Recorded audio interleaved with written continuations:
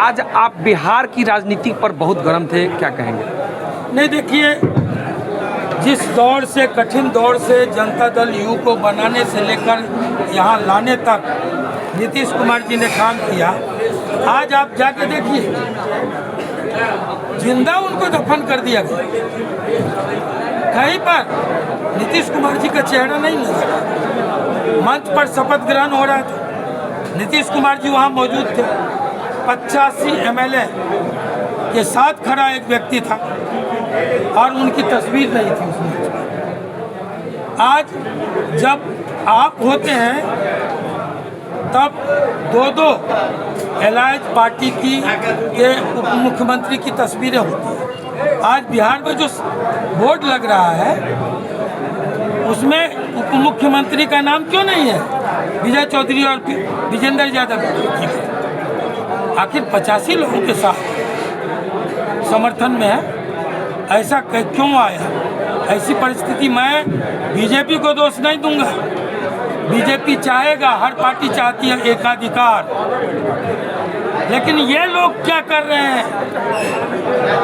जो लोग मंत्रणाकार हैं, जो लोग सहयोगी हैं, वो आज क्या कर रहे हैं? नीतीश कुमार को घुमाने लाते हैं, भोजन कराने लाते हैं। जिंदा दफन कर दिया गया नीतीश कुमार को। मुझे कहने में कोई गुरेज नहीं। क्यों नहीं आवाज उठाते हैं कि नीतीश कुमार पोस्टर से, बैनर से क्यों गायब कर दिया गया? ये इस प्रदेश की पिछड़ी जातियां जो 20 वर्ष से सत्ता में सहभागिता देख रहा था, पिछले 4 को जब होली था किसी ने होली नहीं मनाई। किसने इस षड्यंत्र को अंजाम दिया? कैसे दे दिया? आज कहा जाता है, ये बात जब उठाए, कहा जाता है बेटा को मंत्री नहीं बनाए इसलिए बिगड़े हुए। तब कौन बेटा का मामला था? जब हमने कहा था कि अगर बीजेपी का ही मुख्यमंत्री तो सम्राट चौधरी बेहतर विकल्प है। क्यों कहते हैं ये बात? तो साथियों, मैं प्रेस के मित्रों से कहूँगा कि आप इस बात को समझिए। ये जो नैरेटिव सेट करने की कोशिश होती है, आनंद मोहन बेटा के लिए बौखला गया है। इसके पहले क्यों बोला था आनंद मोहन एयरपोर्ट पर उतरते? हम नहीं जानते थे ये सब बोलने का अंजाम क्या होगा। अंजाम की परवाह नहीं करता आनंद मोहन, काम शेर करता है, अंजाम बुज़दिल सोचता है। मंत्रिमंडल का गठन होने के दूसरे दिन ही पटना में विद्यार्थियों पर लाठीचार्ज हुआ था, उस पर क्या कहेंगे? अब ये उनसे पूछिए ना, जो लोग सत्ता में बैठे हुए और जो अपोजिशन के नेता हैं, उनसे पूछिए। सरकार को बचाने का काम चेतन आनंद जी ने किया था। बड़ी चर्चा थी कि इस बार जरूर मंत्री बनेंगे चेतन जी। ऐसा क्या हो गया अचानक कि यहाँ जनता दल यू में थैली की राजनीति,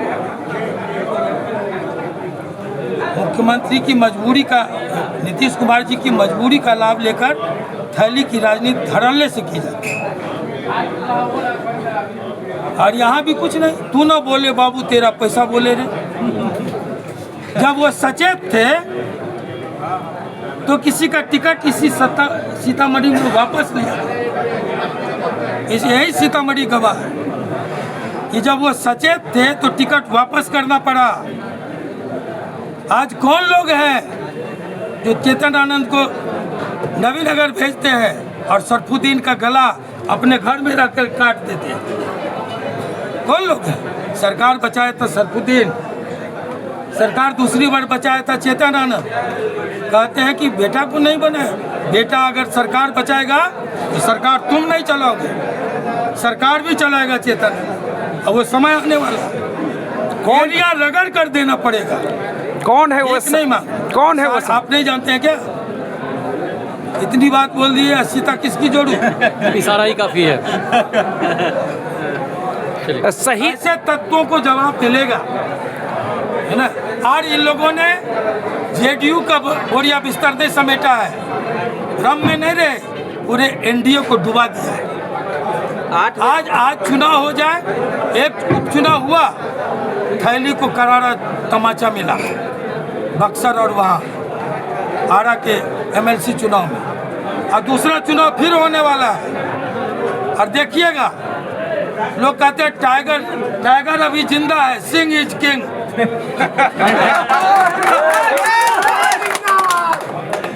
देखते रहिए आगे आगे। आपने बड़ा आरोप लगाया है कि पैसे का खेल चल रहा है। बिल्कुल हुआ है, पैसे का खेल होता है, हो रहा है सर एक सवाल करोड़ों में। ये सरफुद्दीन साहब बोले थे तभी आप क्यों नहीं पकड़े? सर, 8 विधायक यहाँ से एनडीए के जीत के जाने के बाद भी दादा सीतामढ़ी के बेटा को नहीं मिलता है। अब कोई एमएलए बन जाता है तो उसके बेटा को मिल जाता है। दादा से बड़ी कुर्बानी नीतीश कुमार के लिए किसकी है? जिसने एक आग्रह पर कैबिनेट से इस्तीफा दे दिया और जिंदगी भर साथ निभाया। उनकी वेदना को आपसे निमंत्रण है, आप जाइए जाके पूछिए किस दर्द में वो बुढ़ापे में जी रहे हैं। सर, शहीद सुरेंद्र सिंह जी किसानों की लड़ाई लड़ते लड़ते शहीद हो गए रीगा में। उनकी प्रतिमा की स्थापना को लेकर लोग मांग कर रहे हैं, क्या कहेंगे? हमने कहा दिया है कि प्रतिमा स्थापित हो। और संतोष परमार आए थे, मन से बोल के गए। हमने कहा नीचे से बोल रहे थे, हमने कहा मन से बोलो। और मैं आप सबके सामने कह रहा हूँ कि प्रतिमा। सर, 8 एनडीए के विधायक सीतामढ़ी से जिला से जीत के गए हैं, लेकिन एक भी मंत्री नहीं है सीतामढ़ी जिला में, इस पर क्या कहेंगे? ये सीतामढ़ी के भाग्य विधाताओं से पूछिए, जी हुजूरी जो न करे वो मंत्री नहीं बनेगा। मतलब नई सरकार में जो जी हुजूरी करेंगे वही मंत्री बनेगा, और जो थैली पहुंचाएंगे वो मंत्री बनेगा।